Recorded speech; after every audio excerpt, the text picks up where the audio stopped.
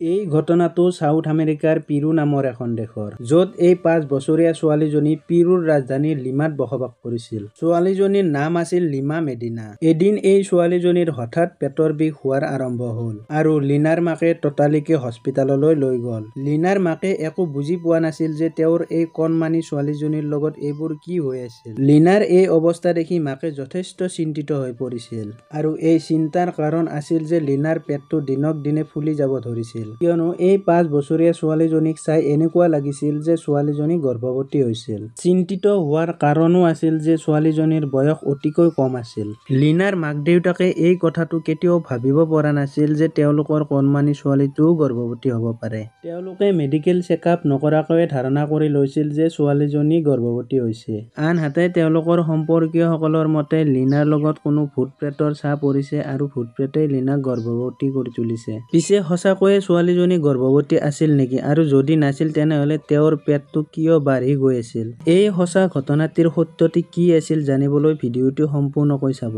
বহুদিন আগৰ পৰাই লিনাই মাকক পেটৰ বিষ হৈ থকা বুলি কৈ আছিল আৰু মাকে কথাটো সাধাৰণভাৱে লৈ আছিল। কোনো মেজৰ প্ৰব্লেম হোৱা বুলি ভবা নাছিল। আকৌ খোৱা-লোৱাৰ বাবেও হ'ব পাৰে, সেয়েহে নিজে নিজে ঠিক হ'ব বুলি ভাবিছিল। কিন্তু লিনাৰ অৱস্থা বৰ বেয়া হ'বলৈ ধৰিছিল আৰু লগতে তেওঁৰ পেটটোও ডাঙৰ হ'বলৈ ধৰিছিল। তেনেতে তাইক মাকে ডক্তৰৰ ওচৰলৈ লৈ গ'ল আৰু ডক্তৰ জেৰাডুৱে যেতিয়া লিনাক চাইছিল তেওঁৰ এনে লাগিছিল যে তাইৰ টিউমাৰ হৈছে। কিন্তু প্ৰশ্ন হয় যে টিউমাৰটো ইমান ডাঙৰ নহয়। পিছত ডক্তৰ জেৰাডুৱে ভাবিলে যে তাইৰ কিবা বেলেগ বেমাৰ আছে, নতুবা তাই প্ৰেগনেণ্ট হৈছে। কিন্তু প্ৰশ্ন হয় যে 5 বছৰীয়া ছোৱালীজনী কেনেকৈ প্ৰেগনেণ্ট হ'ব পাৰে। ডক্তৰে ততালিকে তাইৰ হৃদয়ত ফেটিস্কোপেৰে পৰীক্ষা কৰি চালে আৰু কেইবাবাৰো চোৱাৰ পিছত ডক্তৰে অনুমান কৰিলে যে তাইৰ হৃদয়ত দুটা দুটা ধ্বনি শুনিবলৈ পালে, যিটো সহজে বিশ্বাস কৰিব পৰা নাছিল। বহুতো পৰীক্ষা-নিৰীক্ষা কৰাৰ পিছতো ডক্তৰে একো ধৰিব পৰা নাছিল যে লিনাই কি ৰোগত ভুগিছিল। শেষত ডক্তৰে লিনাক আল্ট্ৰাচাউণ্ড কৰিবলৈ সিদ্ধান্ত ল'লে আৰু নাৰ্ছকো মাতি পঠিয়ালে। নাৰ্ছে যেতিয়া লিনাৰ আল্ট্ৰাচাউণ্ড পৰীক্ষাৰ ৰিপৰ্ট দেখা পালে তেতিয়া নাৰ্ছে আচৰিত মানিলে, কিয়নো আল্ট্ৰাচাউণ্ড ৰিপৰ্ট অনুসৰি লিনাৰ পেটত কোনো টিউমাৰ হোৱা নাছিল, বৰঞ্চ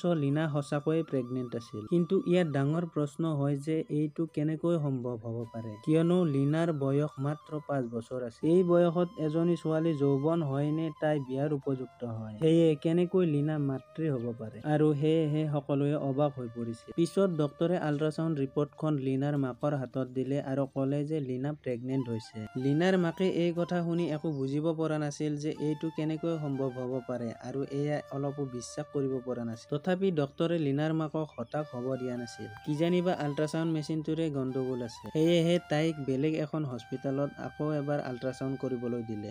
ডক্তৰ জেৰাডুৱে লিনাৰ এই কেছটোত হতভম্ব হৈছিল আৰু ডক্তৰ জেৰাডুৱে নিজে লিনা আৰু তেওঁৰ মাকক বেলেগ এখন হস্পিতাললৈ লৈ গ'ল আৰু এজন ভাল ডক্তৰৰ সৈতে চিকিৎসা ল'লে। কিন্তু সেই ডক্তৰেও ক'লে যে লিনা সঁচাকৈয়ে গৰ্ভৱতী হৈছে আৰু গৰ্ভৱতী হোৱাৰ সম্পূৰ্ণ 7 মাহ হৈ গৈছে। লগতে এয়াও কৈছে যে লিনাৰ কেঁচুৱাটো জন্ম দিলে লিনাৰ লগতে কেঁচুৱাটোৰো মৃত্যু হ'ব পাৰে, কাৰণ তাইৰ বয়স নিচেই কম আৰু তাইৰ শৰীৰটো কেঁচুৱাটো জন্ম দিবলৈ অনুমতি নিদিয়ে। তথাপিও লিনাৰ জীৱনটো ৰক্ষা কৰিবলৈ ডক্তৰে অপাৰেচন কৰিবলৈ সিদ্ধান্ত ল'লে। অপাৰেচনৰ সময়তহে ডক্তৰে দেখা পালে যে সঁচাকৈয়ে তাইৰ গৰ্ভত এটা কেঁচুৱা আছে। ভাগ্যবশতঃ অপাৰেচনৰ পিছত লিনাই কেঁচুৱাটো জন্ম দিবলৈ সক্ষম হ'ল। এনেকৈয়ে কিছুদিন লিনাক হস্পিতালতে ৰখাৰ পিছত ডক্তৰে তেওঁলোকক ডিছচাৰ্জ দি পঠিয়ালে আৰু সেয়ে লিনাৰ মাক-বাপেকে ডক্তৰ জেৰাডুৰ সৈতে ঘনিষ্ঠভাৱে প্ৰভাৱিত হ'ল আৰু কেঁচুৱাটোৰ নামটো ডক্তৰ জেৰাডুৰ নামেৰে জেৰাডু বুলিয়ে ৰাখি দিলে। কিন্তু ডক্তৰ জেৰাডুৱে লিনাৰ এই কেছটোৰ পৰা পিছুৱাই অহা নাছিল আৰু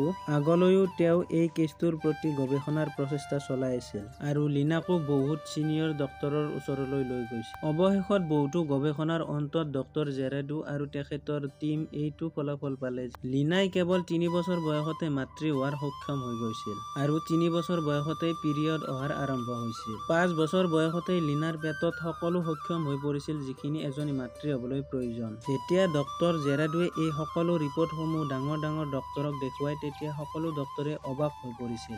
লিনাই এনেকুৱা এটা ৰোগৰ চিকাৰ হৈছিল য'ত পৃথিৱীৰ ভিতৰতে তেওঁৰে হৈছিল। লিনাৰ এই ঘটনাটো যেতিয়া পৃথিৱীৰ সকলোৰে সন্মুখলৈ আহিছিল তেতিয়া লিনাৰ পালনীয়া দেউতাকে গ্ৰেপ্তাৰ কৰিছিল। পুলিচে সন্দেহ কৰিছিল যে লিনাৰ পালনীয়া বাপেকে তাইক ধৰ্ষণ কৰিছিল, কিন্তু একো প্ৰমাণ নোপোৱাৰ বাবে তেওঁক এৰি দিছিল। আকৌ লিনাৰ মাকে এইবুলিও ভাবিছিল যে স্কুলত লিনাৰ লগত কোনোবাই বেয়া কাম কৰিছিল যাৰ বাবে তেওঁৰ ছোৱালী গৰ্ভৱতী হ'ল। এনেকৈয়ে সময়ৰ অন্তত লীনা আৰু তেওঁৰ কেঁচুৱাটি ডাঙৰ হৈ আহিল আৰু লীনাই বৰ্তমানেও 90 বছৰ বয়সত জীয়াই আছে।